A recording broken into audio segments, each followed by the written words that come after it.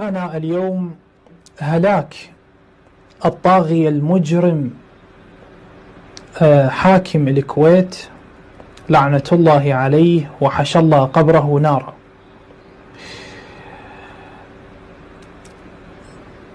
ليس من الصحيح أن نختر خلف الدعايات الإعلامية بأن هذا الرجل إنساني وهذا الرجل أب روحي وهذا الرجل ما كان يتدخل. هذا ليس من الصحيح.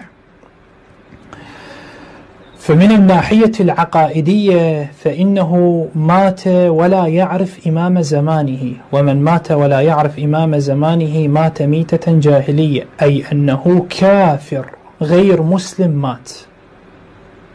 هذا حاكم الكويت اللي اليوم بلغنا أنه هو هلك لعنة الله عليه. وهي من الناحية الدينية أنا الآن أتكلم. وأيضا قد ضيق على الشيعة كثيرا في الكويت، ومنع الكثير من الخطباء ومن الرواديد، ومنع الكثير من الحسينيات. لا أتكلم عن الحسينيات التي انطلقت بمجهودها، هنالك حرب. أيضا لا ننسى أنه آذى الشيعة بعد هجوم الملعون صدام حسين على الكويت. أذى الشيعة ووصفهم بالخونة.